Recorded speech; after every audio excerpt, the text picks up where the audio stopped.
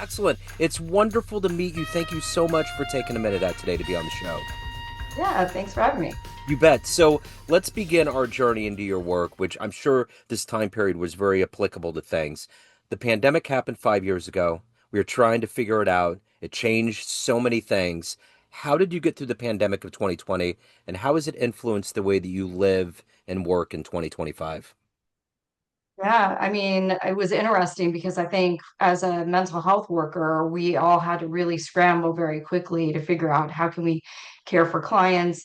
Of course, some of us were doing telehealth, but before the pandemic, many therapists were not. I was fortunate that that was something that I had started early on in my career, so I adapted pretty quick, but I had a staff of 30 that I had to get up to speed very quickly on how to conduct telehealth sessions, how to feel like we really could connect through this video platform, which was very unique, very different.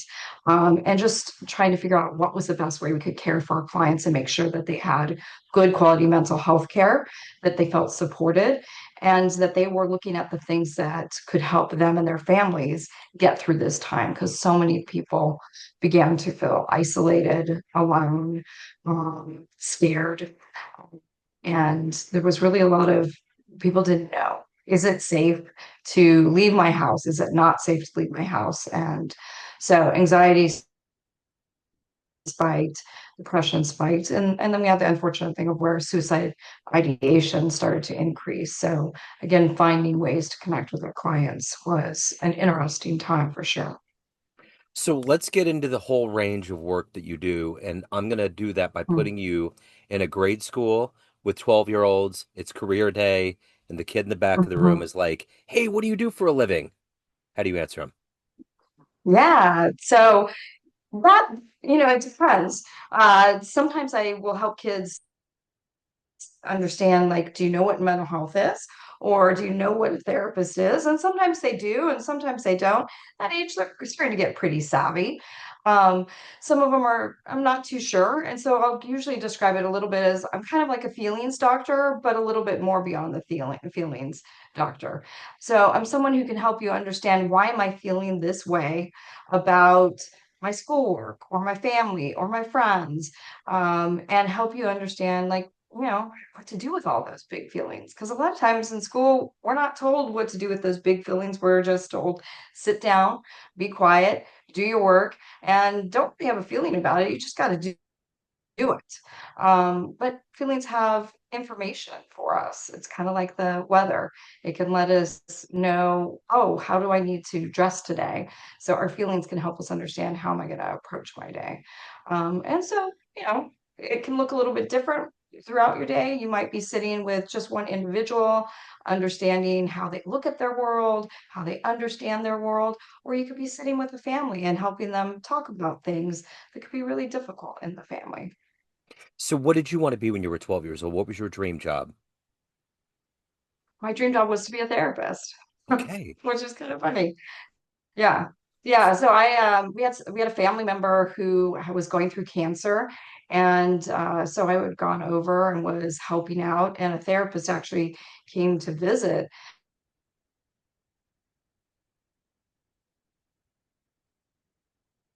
this family member. And I thought it was just really cool how I gave that time in life. And I thought, oh, that's kind of something I want to do is help someone in those really difficult, dark times of their life understand what's happening and how to talk about those things. So are you originally from LA? No, I grew up a little north of LA, about an hour north of LA, in a littler kind of town. It was really a sweet town growing up, and we had lots of lemon trees and orange trees, and you would ride your bike through those to get to school. We're about an hour from the beach, and so it was a great place to grow up as a kid. Definitely the kind of town where you could get on your bike and ride down to the 7-Eleven and not really be fearful. And parents definitely have that perspective when I was growing up. Just come an hour after the lights go on at nighttime. So it was a lot of fun, played a lot of hide and seek, and really got out there into the neighborhood and played with your friends. And had really kind of that really great childhood experience of just living outdoors and exploring and walking and hiking in the local hills and watching out for mountain lions and all kinds of fun stuff. When being a kid from Kansas City, you almost orchestrated the vision of all of the Spielberg films from the 80s that we saw of just kind of the mountains, it's California, all of the oceans close by, so it seems quite idyllic. So let me ask you this. Even though you wanted to get into therapy and you wanted to help people, when did you know that it was the right calling? Was there a client? Was there a first job? What was the moment that was a confirmation that you made the right choice?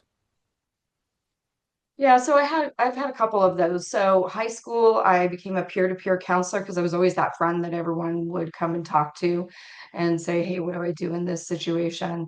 And a friend came to me and was really in a desperate place in her life. She had found out she was pregnant, of course, thought, teen mom, my parents are going to kill me. We're talking early 80s. This is really scary. What do I do? And just supporting her and helping her go talk to her parents.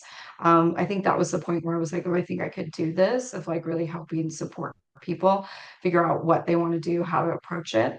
And then flash forward probably late mm, 90s, I was working as a department administrator at UCLA in transport, like I transplant services.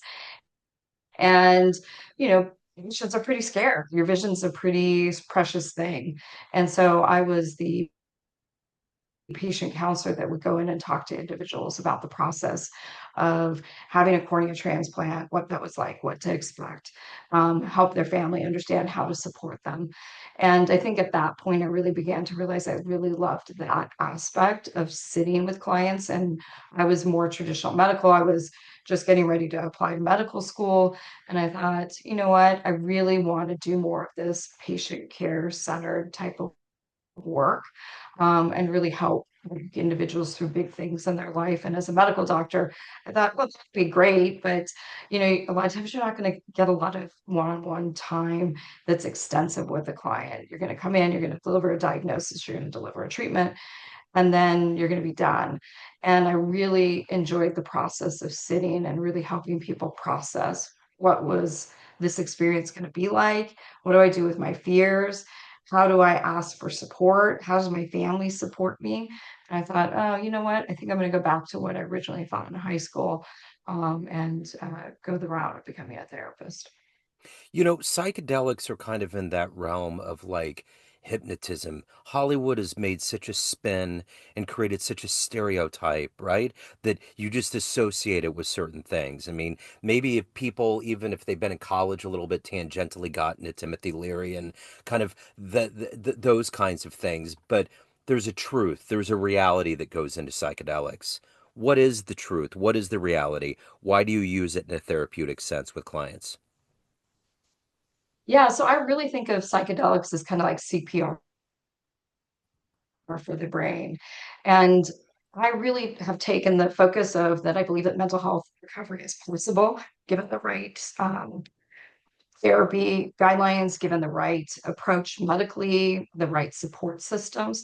And and psychedelics has been the pathway to really kind of helping to heal the brain. It's really amazing. We're seeing every day articles come out more and more in the research of what psychedelics are doing to help reset things, bring things back onto line, create neurogenesis. And for me, it was something I never thought I would do. Growing up in a smaller town within California was a pretty conservative town, so my parents were good Baptist parents, and and was always that message of say no to drugs. And so, psychedelics, that's scary. You're gonna jump a building, you're gonna think you're gonna fly, and you're gonna, it's gonna cause you to go crazy. And in school, definitely there was still that emphasis of, psychedelics are bad. The war on drugs was a really pivotal moment in our country, and it was good that we got these off the street. And if it wasn't for a client that, took a risk, I would have never probably known about this pathway, but he was pretty severely depressed. We had sent him a year previously to rehab, and had tried multiple medications. We were working through different therapy modalities, a lot of intensive trauma work. And his psychiatrist told him, hey, my buddy started this ketamine clinic. I want you to go to it. And he didn't tell me about it because he was a pretty conservative individual. He was looking at me as being a pretty conservative individual. And he's like, I can't tell her.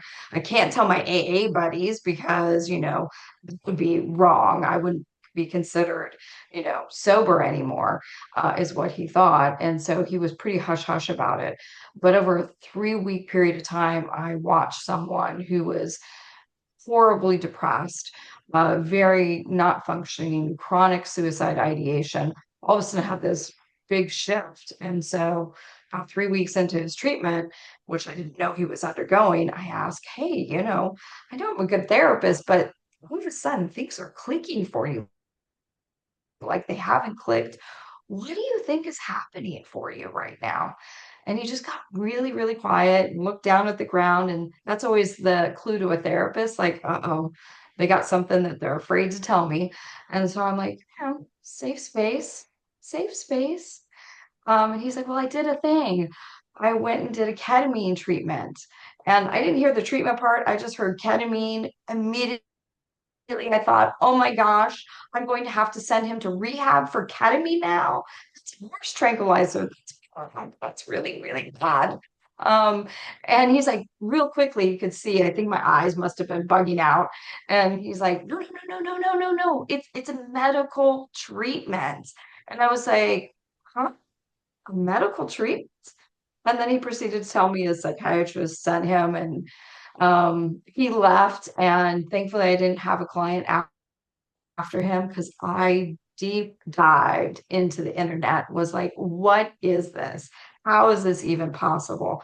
And just started uncovering research and research. And so I called up that ketamine clinic and I said, hey, we got a client who's there, and it's pretty miraculous what I'm seeing. Can I come over and talk to you? And so I went over, talked to them, and started taking my clients to these ketamine clinics and was watching one after one clients depression lift. They were able to get off their psychotropic drugs. And it was pretty miraculous, really, to watch individuals you thought were just going to be hopelessly depressed change their lives. That's amazing. Who's been that inspiration for you in your career? A heroic force that's allowed you to become who you are. Oh my gosh. There's been so many over the years, that catch your attention, that really have inspired you. I love some of the work by Esther Perel and what she's done with couples. I do a lot of work with couples, just the way that she navigates and talks to couples. Dr. Sue Johnson, who we sadly lost last year, who's really one of the foremost researchers in attachment theory, which is really starting to lead our field, um, in really doing deeper work with individuals. Albert Ellis, I loved his work that he did, Carl Jung. There's been a lot of amazing, individuals within our world of psychology that have just inspired me over the years. Dr. John and Julie Gottman, they're really amazing too. The work that they've done with couples over 40 years. They've researched how relationships work, and have written some really amazing books that working with that for many of the couples I've worked with over the years. And so, yeah, I mean, just so many. I love bring great, great research for clients to look at. So, mindfulness for teens. Talk to me a little bit about your book, and you also have a journal as well. Give me the idea of why teens, why did you write the book, kind of the nexus and the Mhm. evolution. Yeah. Yeah, so the first placement I got as a therapist, I was placed on a high school campus. I was a little bit terrified about it, but my daughter at the time was like, Mom, what are you talking about? All my friends like you. It's going to be great. You're going to be great on a high school campus. I was like, I don't know about that. I don't know if they want some almost 40-year-old woman coming in to talk to them. She's like, it'll be great. It'll be great, Mom. So anyway, so I worked on a high school campus, and I really just started to have conversations with teens and really approach them like, hey, we can have a conversation. You're on my level, I'm on your level. I'm not here to lecture you, tell you what to do, tell you what you're doing wrong. Let's just look at your world and explore it. And through working with teens, I found so many of them, were struggling with some anxiety, some mild depression, and they needed something practical that they could turn to during their day at school that could help them get through the day. And so I just started teaching some teens some easy little mindfulness exercises. And out of that started to grow probably, I don't know, probably had 2 dozen different exercises. And a colleague of mine, she was getting ready to write a book, and she was a OBGYN, and she said, oh, we should write a book to teen girls. And so we were talking to her publisher, and the publisher's like, yes, yes, yes, I love this, is a great idea. And then the publisher was like, but do you have an idea? Just you as a therapist. And really hadn't thought about it, but I just kind of started spitballing off, well, yeah, mindfulness routines in 10 minutes a day. It just like rolled out of my mouth. And I think it sounded like a catchy title. The publisher's like, well, that sounds great. That really sounds great. And he's like, great, okay, so we probably should have like, 60 exercises. And so I remember getting away from that meeting going, what have I done? I mean, I think I got 2 dozen exercises, 60 exercises.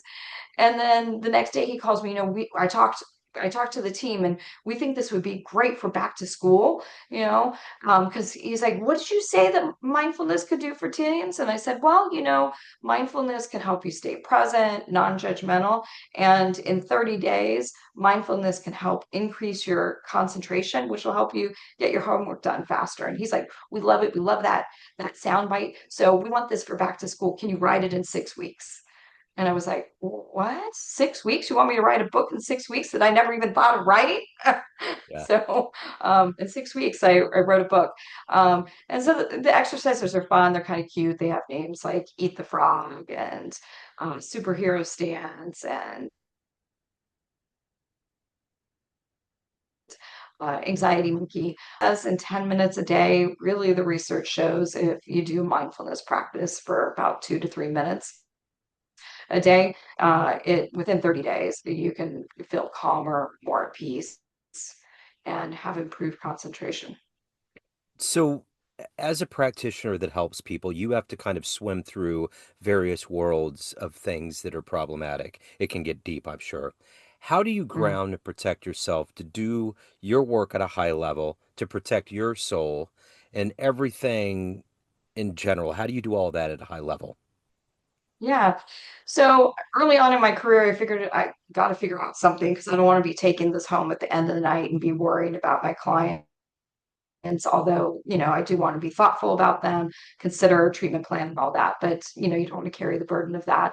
You don't want to burn out because there's so many lives that you're helping and you just don't want to burn out. So I kind of imagine that my office has this wall, and on this wall is a container that represents each client, and during a session, I imagine I take that container off the wall and I set it on the floor and I open it. And everything that we're talking about in our session is also going into that container, that it's going to be safe, it's going to be protected.